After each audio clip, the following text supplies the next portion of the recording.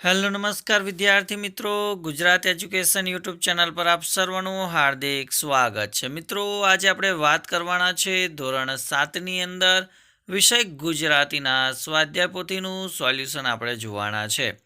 અને તેમાં પાઠ છે 13મો, જેનું નામ છે સમરથલાલ સુરણવાડાનો સન્માન સમારંભ. તો આનો પ્રકાર હાસ્ય વાર્તા છે અને એના વાર્તાકાર છે મધુસૂદન પારેખ એટલે કે પ્રિયદર્શી. તો અહીંયા પહેલો પ્રશ્ન આપેલો છે કે ભાઈ વિકલ્પોમાંથી જ આપણે પસંદ વિકલ્પ યોગ્ય કરી અને જવાબ લખવાના છે. જેમ કે પહેલું છે કે સન્માન સમારંભ કોના પ્રમુખ પદે યોજાયો હતો? તો ઓપ્શન ક આવશે, બાબુલાલ.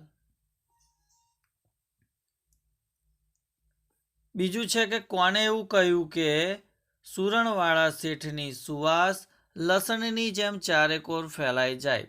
તો એ આવશે લલ્લુભાઈ લસણવાળા. ત્રીજું છે કે સમરથલાલ સુરણવાળાના જમાઈ?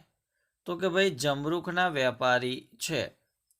ત્યારબાદ બીજો પ્રશ્ન છે કે પાઠના આધારે હું કોણ છું તે આપણે કહેવાનું છે. ઉદાહરણ અહીં આપેલું છે કે મારા કારણે શાક ચટાકેદાર અને ખુશ્બુદાર બને છે. તો એની અંદર જવાબ શું આવશે? તો કે ભાઈ લસણ આવશે. એ જ પ્રમાણે આપણે પહેલું જોઈએ કે મને તો બધાય શાક સાથે ભળી જવું ગમે છે. તો એ આવશે બટાકા. બીજું, ગરીબ અને તવંગર સૌ કોઈને મારા વિના ચાલે નહીં. તો એ આવશે ડુંગળી. ત્રીજું છે કે હું તો નોન વેજીટેબલ છું. તો એ આવશે આદુ, મરચાં અને કોથમીર. ચોથું છે કે મને તો શાક માર્કેટની શોભા માણે છે. તો એ આવશે સમરથલાલ સુરણવાળા. ત્યારબાદ પ્રશ્ન 3 છે કે નીચેના સંવાદ કોણ બોલે છે તે કહો. પહેલું છે કે મને તો શેઠનો સ્વભાવ બટાકા જેવો લાગ્યો છે. તો આ બકુલાલ બોલે છે. બીજું, સમરથલાલનું સુરણ કસ્તુરીની જેમ મહેકે છે. તો એ ડાયાભાઈ બોલે છે. ત્રીજું, સુરણવાળા શેઠ બટાકાની માફક મળતાવડા છે. તો એ બકુલાલ બોલે છે. ચોથું છે કે હવે શેઠ મૂળાની હરીફાઈમાં ઇનામ મેળવી લાવે. તો એ ફણસીવાળા બોલે છે. શેઠની સુવાસ લસણની જેમ ચારેકોર ફેલાઈ જાય. તો આ લલ્લુભાઈ બોલે છે. પ્રશ્ન 4 છે કે નીચેના પ્રશ્નોના ઉત્તર એક એક વાક્યમાં લખવાના. એમાં પહેલું છે કે શાક માર્કેટના પ્રમુખ કોણ હતા? તો શાક માર્કેટના પ્રમુખ સમરથલાલ સુરણવાળા હતા. બીજું, સમરથલાલ સુરણવાળાનો પરિચય કોણે આપ્યો? તો સમરથલાલ સુરણવાળાનો પરિચય ફણસીવાળાએ આપ્યો.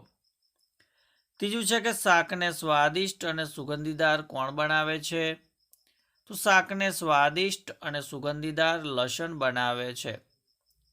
ચોથું છે કે સમરથલાલ સુરણવાળાનો સ્વભાવ બકુલાલને કેવો લાગ્યો? તો સમરથલાલ સુરણવાળાનો સ્વભાવ બકુલાલને બટાકા જેવો મળતાવડો લાગ્યો. ત્યારબાદ 5મો પ્રશ્ન છે કે માર્કેટના ઝાડુવાળાને લગ્ન માટેની લોન કોણે આપી હતી? તો માર્કેટના ઝાડુવાળાને લગ્ન માટેની લોન સમરથલાલ સુરણવાળાએ આપી હતી. કોથમીરવાળા કળશીભાઈએ પોતાને નોન વેજીટેબલ શા માટે કહ્યા?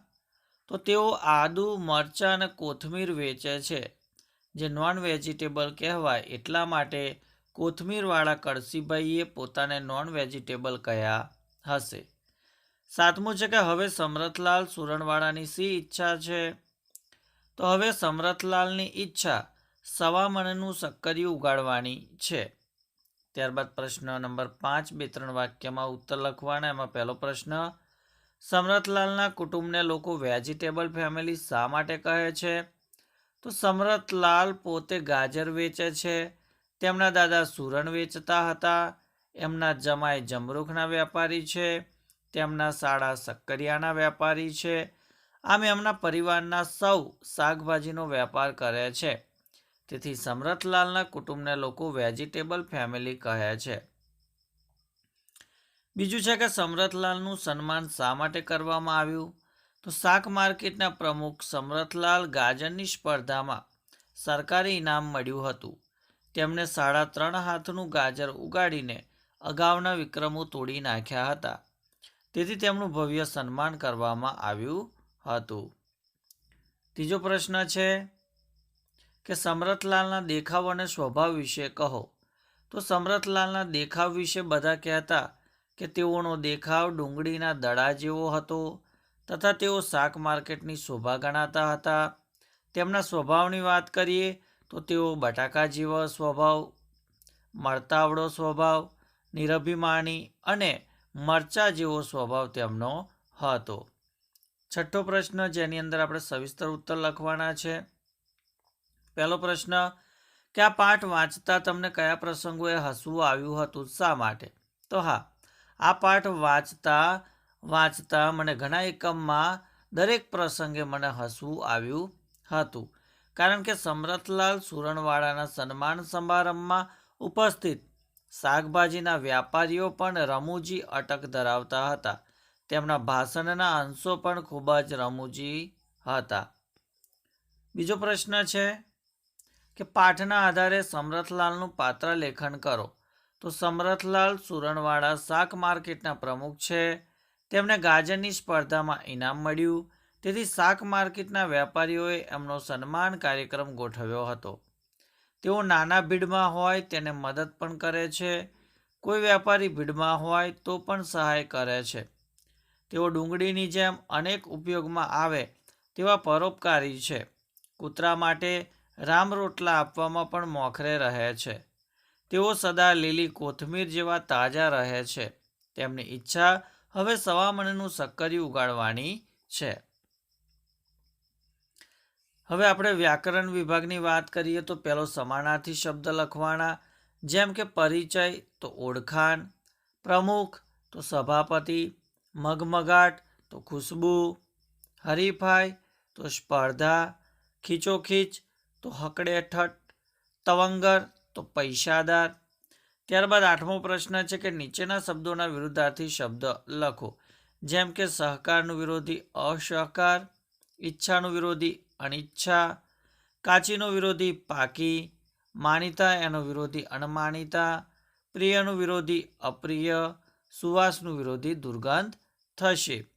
ત્યારબાદ પ્રશ્ન 9 છે, જોડણી સુધારીને લખવાની છે, જેમ કે અદ્ભુત, વિનંતી, સ્વાદિષ્ટ અને પંચકુટી આ પ્રમાણે લખવાનું છે. ત્યારબાદ વાક્ય વાંચો અને રૂઢિપ્રયોગના અર્થ નીચે લીટી કરીને ક્રમ લખવાનો છે. જેમ કે વિક્રમ તોડવા, તો એનો ઓપ્શન 5મા નંબર પર તમે જોઈ શકો છો. તો 5મા નંબરનું કયું વાક્ય છે? તો જોઈએ 1, 2, 3, 4 ને 5. તો અહીંયા નીરજ ચોપરાએ ભાલા ફેંકમાં અગાઉની સિદ્ધિ કરતા ચડિયાતી સિદ્ધિ મેળવી. ત્યારબાદ રામ રોટલા આપવા, એટલે અહીંયા જોઈએ તો બીજા નંબરનું છે કે વિશ્વા ગરીબોને જમાડીને પોતાનો જન્મદિવસ ઉજવે છે. ત્રીજું છે કે મરચા જેવું હોવું, એટલે કે નર રીછ પોતાના બચ્ચા પ્રત્યે તીખો સ્વભાવ દાખવે છે. અક્કલનો ઓથમીર તો બાગનો માળી બકરીને લાઠી ફટકારીને બુદ્ધિ વિનાનું કાર્ય કરે છે. અને દુનિયા ડૂલ થઈ જવી, એટલે મેચમાં હારવાથી અમારી બધી મહેનત ફોગટ ગઈ. તો એ પ્રમાણે આપણે ક્રમ લખવાના છે. 11મો પ્રશ્ન છે કે પાઠના આધારે આપેલા શબ્દો નજીકનો અર્થ આપી અને એનો વાક્યમાં પ્રયોગ કરવાનો, જેમ કે અહીંયા માર્કેટ તો બજાર થાય. વાક્ય છે કે હું નિયમિત રીતે બજારમાંથી ઘર વપરાશની વસ્તુઓ લાવું છું. એ જ પ્રમાણે શાખ એટલે પ્રતિષ્ઠા. વાક્ય છે કે અમારા ગામમાં મારા દાદાની શાખ એક સેવાભાવી વ્યક્તિ તરીકેની છે. બીજું છે ધરખમ, એટલે કે ઘણું મોટું. તો શાળાના વાર્ષિકોત્સવમાં આયોજકે ધરખમ ફેરફાર કર્યા. મળતાવડા એટલે આવશે મિલનસાર, કે મળતાવડા લોકો મળે એ આનંદની વાત કહેવાય. ચોથું છે કે પરોપકાર, એટલે કે ભાઈ બીજાનું ભલું કરવું. સંતનો જન્મ પરોપકાર માટે જ હોય છે. અપીલ તો આગ્રહભરી વિનંતી આવશે. વાક્ય છે કે ગામમાં શાળાનો ઓરડો બાંધવા સરપંચે ગામ લોકોને ફાળો આપવા અપીલ કરી. 12મો પ્રશ્ન કે સૂચના મુજબ 5 શબ્દો આપણે લખવાના છે, જેમ કે ઓ પ્રત્યય ન લાગ્યો હોય તેવી પુલ્લિંગ સંખ્યાઓ, જેમ કે સિંહ, પવન, પગ, પિતા, રાજા અને ભાઈ. ઈ પ્રત્યય ન લાગ્યો હોય તેવી સ્ત્રીલિંગ સંખ્યાઓ, જેમ કે રાત, ગાય, મા, ઢેલ, બેગમ, યાત્રા અને છારા. ત્યારબાદ ઉ પ્રત્યય ન લાગ્યો હોય તેવી નપુંસકલિંગ જેમ કે શહેર, પાણી, નાક, વાદળ, ઘર અને નળ આવશે. ત્યારબાદ 13મો પ્રશ્ન છે કે કોષ્ટક પૂર્ણ કરવાનું છે.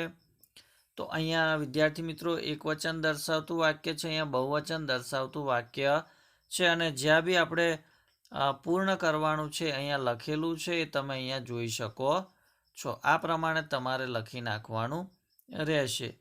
ત્યારબાદ પ્રશ્ન 14 છે, જે અંતિમ પ્રશ્ન છે કે ભાઈ વાક્ય વાંચો અને સમજીને સુધારીને લખો. જેમ કે પેલો છોકરી જમતો હતો, તો આની અંદર ભૂલ છે. બરાબર છે કે છોકરી, તો જોઈએ પેલી છોકરી જમતી હતી, આ પ્રમાણે સુધારીને લખાય. બીજું છે કે રમેશ અચાનક રડવા લાગી, તો રમેશ અચાનક રડવા લાગ્યો, એ પ્રમાણે આવશે. ત્રીજું છે કે વાવાઝોડાથી ઝાડ પડી ગયો, તો વાવાઝોડાથી ઝાડ પડી ગયું એમ આવશે. ચોથું છે કે તેમણે એ પુસ્તકો વાંચી લીધું, તો તેમણે તે પુસ્તકો વાંચી લીધા, તો આ પ્રમાણે આવશે. તો વિદ્યાર્થી મિત્રો આ હતું ધોરણ 7 વિષય ગુજરાતીની અંદર પાઠ 13 કે સમરથલાલ સુરનવાડાનો સન્માન સમારંભ. તો તેના સ્વાધ્યાય પોથીનું આપણે સંપૂર્ણ સોલ્યુશન જોયું.